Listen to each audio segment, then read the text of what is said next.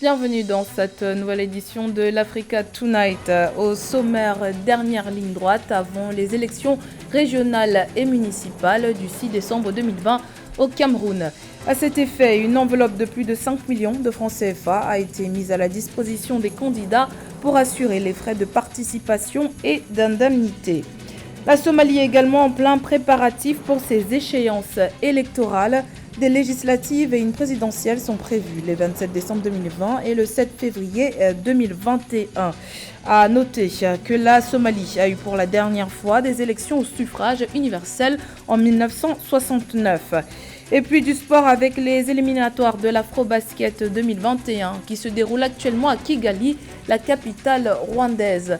12 équipes se disputent les 9 places disponibles pour pouvoir prendre part à la compétition de basketball africain qui aura lieu en août 2021.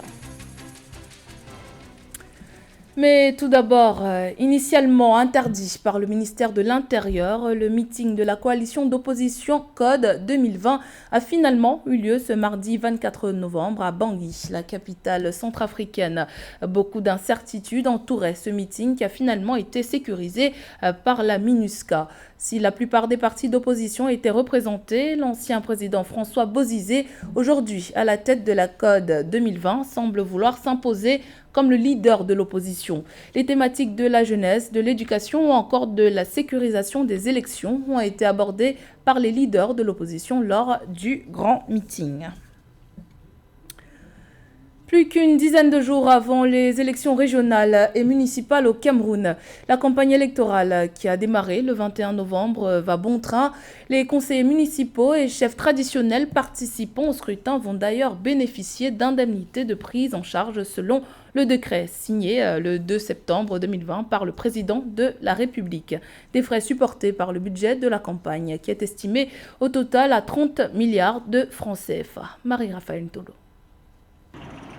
Des milliers de candidats pour les 900 postes de conseillers régionaux, soit 700 délégués des départements et 200 représentants des commandements traditionnels, sont attendus aux urnes pour la toute première élection des conseillers régionaux au Cameroun. À cet effet, une enveloppe d'environ 579 400 000 francs CFA sera mise à la disposition des candidats pour assurer les frais de participation et d'indemnité à ce scrutin. Des frais supportés par le budget de la campagne lui-même, estimé à 30 milliards de francs CFA. Nous avons d'une part l'État qui décide de financer une partie de la campagne, de sorte à ce qu'il y ait une véritable mutualisation des chances. Quitte à ce qu'on ne dise pas après qu'il y a d'autres candidats ont eu un peu plus d'argent que d'autres, et ce qui leur a permis de gagner. Dans le cadre des régionales, 16 partis politiques ont présenté des candidats pour ces élections. Le nombre des conseillers régionaux que devrait présenter chaque département, soit 70 délégués départementaux et 20 représentants des commandements territoriaux, a été arrêté. Pour ce qui est des participations, le gouvernement a tenu à faire appliquer la loi qui interdit aux Camerounais de détenir une nationalité étrangère de se présenter à ce scrutin. Les dispositions prises par les autorités de l'État pour les élections sont légalement et entièrement versées aux partis prenants de ces élections, sont tout simplement institutionnelles, notamment à travers le ministère de l'administration territoriale, qui bien évidemment contribue à assurer le cheminement des sommes versées aux candidatures pour l'investissement des postes publics dans la sphère politique et administrative de l'État du Cameroun. Rappelons que cette enveloppe sera distribuée entre les conseillers municipaux et chefs traditionnels qui prendront part à cette première des élections régionales dans le pays. Notons que ces élections régionales ont officiellement été lancées le 21 novembre 2020 et vont s'achever le 6 décembre dans le pays. Également dans l'actualité, au moins 600 civils appartenant aux groupes ethniques de Amara et de Walkat ont été tués dans un massacre perpétré le 9 novembre dans la localité de Maïkadra, au sud-ouest de la province du Tigré, a annoncé ce mardi 24 novembre la Commission éthiopienne des droits humains. Dans son rapport, le HRC indique que ces crimes auraient été planifiés puis commis de sang-froid par les Samris, une brigade de jeunes miliciens tigréens, d'après des entretiens réalisés auprès de survivants. Cependant, des témoignages contradictoires affluent du Soudan voisin où plus de 40 000 Éthiopiens sont réfugiés. Il est encore aujourd'hui impossible de faire complètement la lumière sur ces crimes perpétrés dans la région du Tigré, actuellement coupée de tout contact avec l'extérieur depuis 22 jours. La Somalie se prépare également pour les élections législatives et présidentielles qui devraient respectivement se tenir le 27 décembre 2020 et le 7 février 2021. Le pays compte à cette occasion mettre en place le nouveau système électoral qui offre un collège électoral plus élargi et relativement plus moderne que le système antérieur. Pour la Somalie, affectée par diverses crises ces dernières années, ces élections sont considérées comme essentielles pour consolider le système de gouvernance fédérale qui permettra d'apaiser les communautés et régions qui s'estiment systématiquement exclues et marginalisées depuis des décennies. Gladys Mwamba et Kamesh Katapoulé. En une année, la Somalie a été touchée par 3 calamités. Invasion de criquets, Covid-19 et inondations. Un triple choc qui vient s'ajouter à la sécheresse et aux conflits chroniques. La situation humanitaire du pays est plus préoccupante que jamais. Environ 2,2 millions de Somaliens souffrent d'insécurité alimentaire sévère et près de 2,6 millions de Somaliens sont déplacés à l'intérieur du pays. Le pays a été durement touché par le triple choc du Covid-19, des inondations et des infestations acridiennes. Les tendances nationales des cas de Covid-19 sont globalement favorables, mais nous devons rester vigilants. Je félicite à nouveau les autorités somaliennes pour leur réponse rapide à l'épidémie de Covid-19 et remercie les agents de santé somaliens qui sont en première ligne pour vaincre la pandémie. C'est dans ce contexte que le pays tente de se concentrer sur l'organisation de ses prochaines élections, des scrutins législatifs et présidentiels. Ce processus électoral a longtemps patiné en raison de désaccords politiques entre le président Mohamed Abdullahi Mohamed et les leaders régionaux. Mais la nomination de Mohamed Hussein Roble au poste de Premier ministre a permis aux différentes parties de trouver un accord devant déboucher sur un calendrier. Le gouvernement fédéral somalien a formé une équipe technique composée de membres du ministère de l'Intérieur, de la Commission électorale nationale indépendante et actuellement du cabinet du Premier ministre pour rédiger une feuille de route pour l'élection au suffrage universel par une personne, une voix, qui aura lieu en 2025. Permettez-moi de profiter de l'occasion pour vous informer que le comité technique a déjà rédigé la feuille de route et qu'elle sera présentée au cabinet pour approbation. La tenue des premières élections entièrement démocratiques sont dans les cartons de ce pays de la Corne de l'Afrique depuis 1969. L'introduction du système électoral universel annoncé serait une réalisation historique pour la Somalie après des décennies de guerre et d'instabilité alimentées par de multiples plaies. Le Sénégal poursuit le processus de diversification de son mix énergétique. Diversification qui porte visiblement des fruits. En effet, le taux d'électrification rurale est passé de 43% à 54% entre 2018 et 2019. Une avancée qui rapproche le pays de son ambition d'atteindre l'accès universel à l'énergie d'ici 2025. Les précisions de Marie-Raphaël Antolo.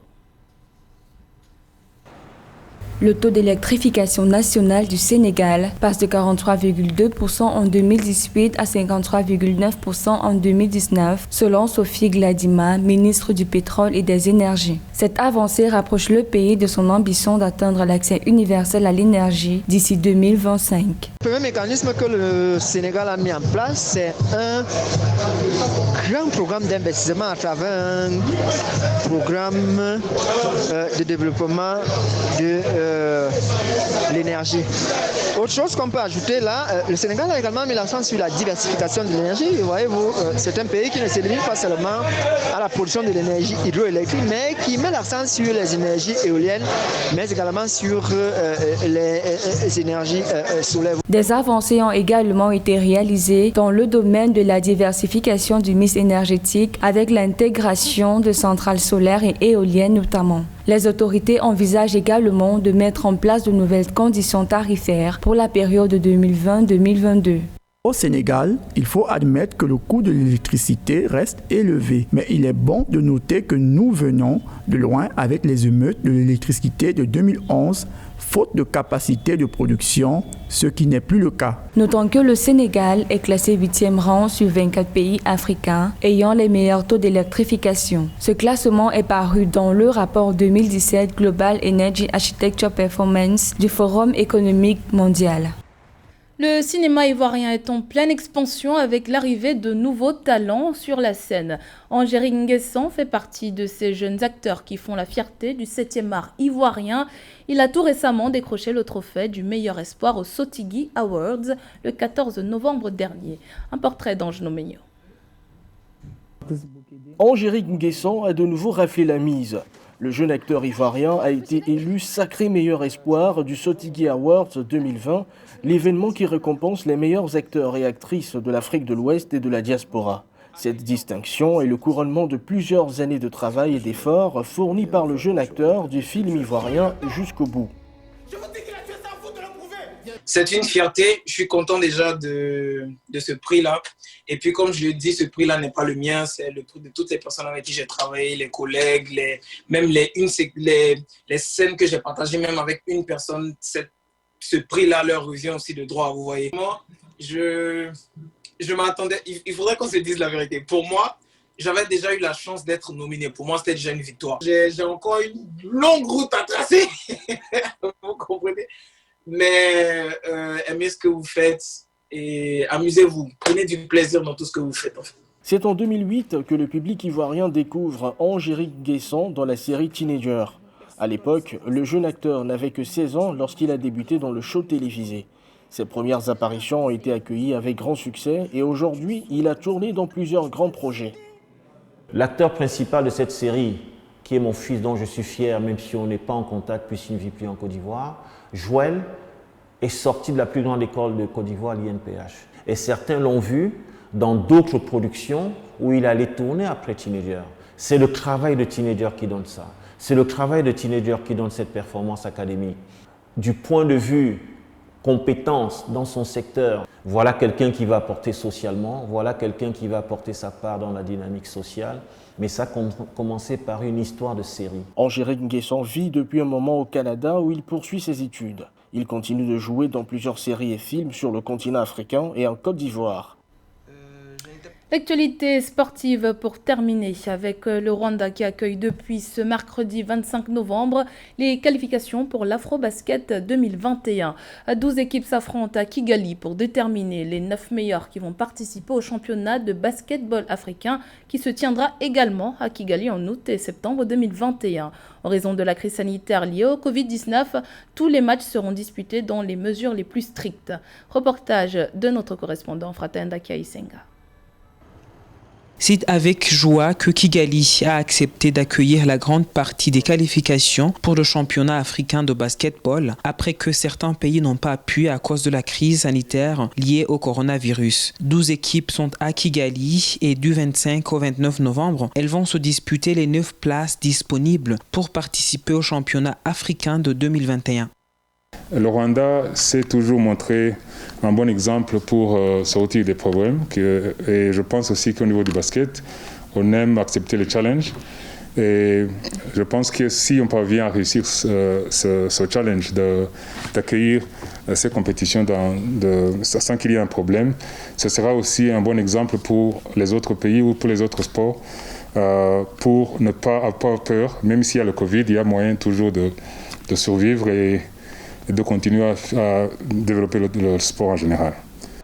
Kigali accueille les groupes A, B et D, tandis que les équipes du groupe E vont s'affronter à Alexandrie en Égypte. Les Jeux du groupe C ont déjà été disputés au mois de février 2020. Toutes les parties se déroulent dans un environnement protégé afin de garantir la santé et la sécurité de tous les participants. Par respect pour les mesures barrières, les supporters ne sont pas encore autorisés à assister au match, mais nous sommes en train de voir si avec les résultats négatifs au Covid-19, quelques personnes peuvent être autorisées à assister aux Jeux en direct, mais cela reste en consultation. Tout le monde sera informé des résultats de ces négociations. Suite aux restrictions de voyage, l'équipe d'Algérie n'a pas pu se déplacer et a été remplacée par le Soudan du Sud. Le championnat Afrobasket, lui aussi, se tiendra à Kigali en août et septembre 2021. C'était le journal de la rédaction. Merci pour votre fidélité. Dans un instant, une nouvelle édition de l'actualité sur Africa 24.